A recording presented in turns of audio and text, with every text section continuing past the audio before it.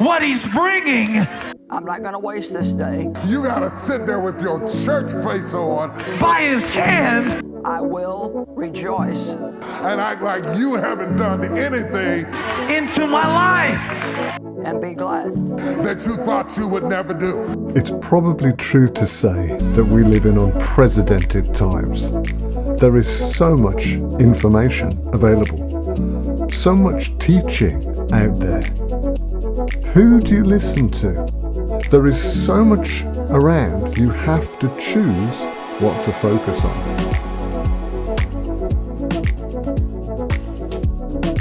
What do you listen to? Who do you choose to hear?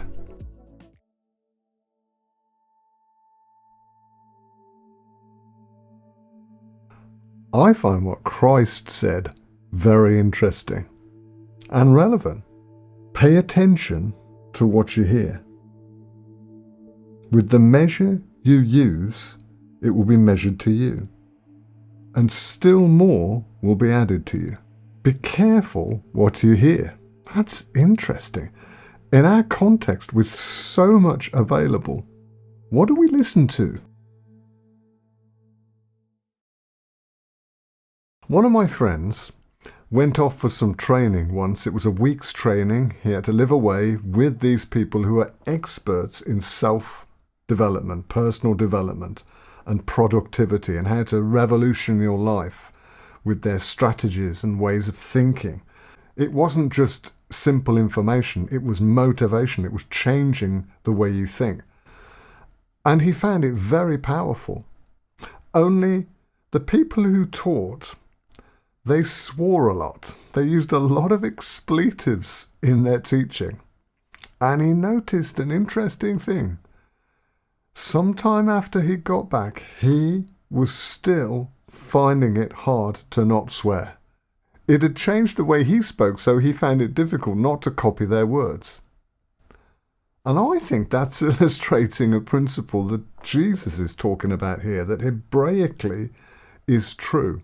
That when you listen to someone and you hear them, you don't just receive the information, you receive a whole package of information.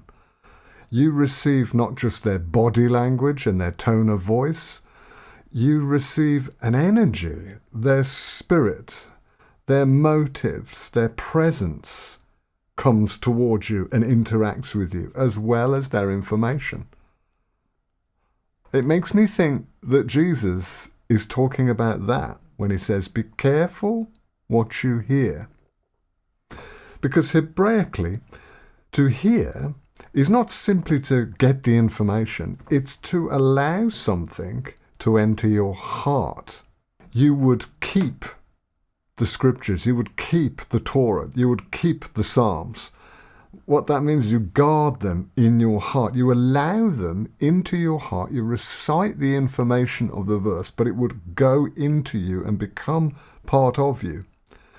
And when we listen, that is truly listen to someone, that is we open our heart, we trust to some measure what they're saying, we open the doors of our being, we receive not just the information, but the spirit of the person as well.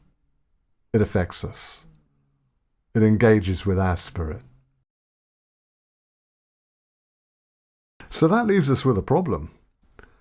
Because we've got all these people, not just their information, but their spirit energies coming towards us. Does that mean we close our ears and only listen to a few people? Do we turn some people off? How do we deal with this?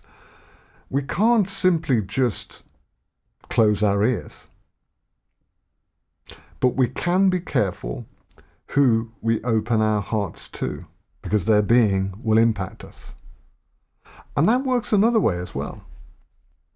If you want to be truly impacted by someone, you open up your being to hear not just their information, but you welcome their presence. You welcome who they are. You are not naive.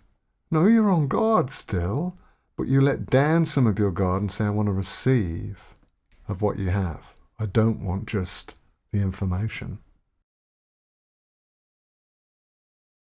consider the people you listen to. What's in their lives? What's the fruit of their lives? How are they in their relationships? How are they in their relationship with their partner? Some of these things may not be easy to see, but sometimes they are. What are the desires that you want stirred up in your life?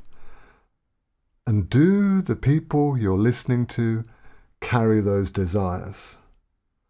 Because if you want righteous desires, that is, desires that connect you with the energy and presence of the active living Spirit of God, then we want to look for that in people.